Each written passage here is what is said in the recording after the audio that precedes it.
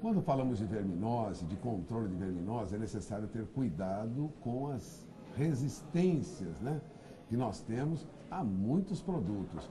Emerson, é fácil encontrar, vamos dizer assim, produtos que já perdem a sua eficácia depois de tantos anos aplicando vermífugo nos plantéis? Walter, infelizmente sim. Como você mesmo disse, a verminose é um problema já de muito tempo na pecuária.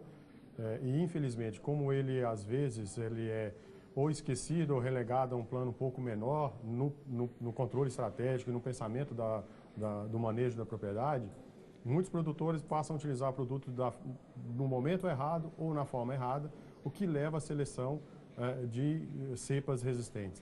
Você trouxe até uma ilustração que mostra bem o que acontece. Vamos mostrar essa ilustração? Essa chamada seleção química, isso. Né? Aqui, o que é isso? O que a gente quer mostrar é o seguinte, que num determinado momento inicial você tem os vermes que são sensíveis, então é o que a gente está mostrando como SS, e no meio da tela ali tem um que é um SR, que é um que já tem um gen ou uma tendência a ter a resistência. Quando eu uso o produto, eu mato todos os sensíveis e sobram os resistentes. Então, e aí conforme eu vou utilizando esse produto da forma errada ou em momentos errados, eu posso ir acelerando essa seleção, que eu vou matando os sensíveis e vou mantendo só os resistentes. Sobra ali a terceira resistente. Que aí eu chego no momento que o produto já não consegue mais controlar a verminose naquela propriedade. Aí é preciso novos produtos, investigação, investimento e aplicação de novo, porque já resiste. Aí quando tem a resistência, você não tem mais o efeito desse produto, você tem que buscar outras alternativas. Agora, qual é a alternativa que se tem para evitar a aceleração dessa resistência? Então, são alguns pontos, né, alguns muito importantes que a gente tem que relembrar, que não existe e nós não podemos ter a busca de um produto mágico. Não existe um produto que simplesmente eu aplico, viro as costas e acabou o meu problema.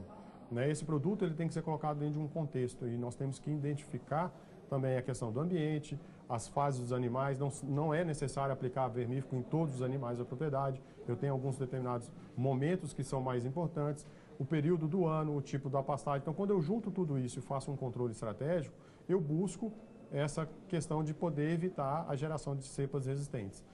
Você trouxe algumas, vamos dizer assim, alguns trabalhos, né, gráficos mostrando. Nós temos alternativa para controle de cepas resistentes. O que significa esse gráfico que você trouxe aí sobre verminose de bovinos? Esse gráfico, Walter, na verdade é o seguinte: como nós temos muitos produtos para o controle de verminose que já tem um certo tempo no mercado, o que nos sobra hoje, assim, no primeiro momento a gente não consegue visualizar o lançamento de novas moléculas, nós temos que trabalhar com moléculas que já existem. Então esse trabalho ele mostra claramente aqui a questão da geração da resistência. Na parte de cima do quadro, ele mostra o seguinte: se eu uso uma droga A ou a droga 1 e a droga 2, um ano ou um momento um depois a outra, eu vou mesclando isso, é uma forma alternada. Então ao longo aí de até 10 anos eu tenho uma alta quantidade de verme resistente na propriedade. Essas mesmas drogas, e associo ela em um único produto, então se eu tenho um produto que é a associação, que é a junção dessas duas moléculas, ao longo de 10 anos essa resistência fica abaixo. O que isso quer nos dizer? Que a simples alternância do produto, que é uma das técnicas que eu posso utilizar para tentar evitar, eu posso também levar à formação da resistência. Mas se eu uso um produto que é a associação dessas moléculas, mesmo que elas isoladamente não tenham efeito, quando eu tenho ela associada, eu tenho um ganho, eu tenho um benefício e eu consigo, inclusive em situações de cepas resistentes, ter um resultado fantástico. Bom, qual proposta você tem para esse produtor que está enfrenta esse problema no dia a dia, que é a resistência na verminose? Existe uma estratégia, porque, como você disse, não tem produtos mágicos, né? Sim. E aí a grande questão, o grande ponto é o que você falou, é a estratégia. O que nós vamos fazer? Hoje o pecuarista tem que voltar a pensar na verminose como um problema que ele tem na propriedade e que ele tem que enfrentar. E como um problema, ele tem que buscar as alternativas. Então, quais as fases de criação... Tem que conviver com ele, na verdade. Tem que conviver com ele. Inclusive, um dos métodos de controle fala exatamente... A gente sabe que animais adultos têm uma... Não dá para dizer uma resistência, né? Mas ele sente menos a verminose. Então, não necessariamente você precisaria vermificar animais adultos. Eu digo não necessariamente porque em determinados momentos você pode pensar sim em vermificar. Por exemplo, uma vaca no pós-parto, que eu sei que a imunidade dela cai e ela fica mais sensível a ter verminose e ela pode contaminar o bezerro. Então eu posso, mas de linha geral eu não preciso vermificar o adulto. E esse adulto ele pode gerar e manter uma cepa de verme que é sensível ao tratamento que eu vou fazer. Então, isso é uma estratégia.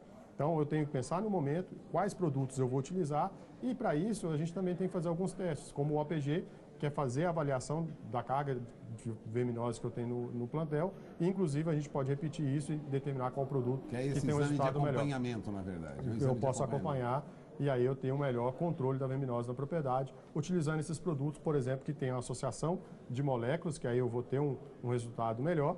Né? Um exemplo clássico, por exemplo, a ivermectina e a abamectina são produtos muito utilizados no controle, né? Que são vermífugos. Eles, isoladamente, em grande maioria das propriedades, já têm um alto grau de resistência. Mas existe um produto que é a associação da iver com a abamectina, que consegue quebrar essa resistência e ter um resultado fantástico. Bom, eu não sei se você quer ressaltar mais alguma coisa para o pecuarista que enfrenta aí problemas com verminose. O que você gostaria de deixar como recado agora?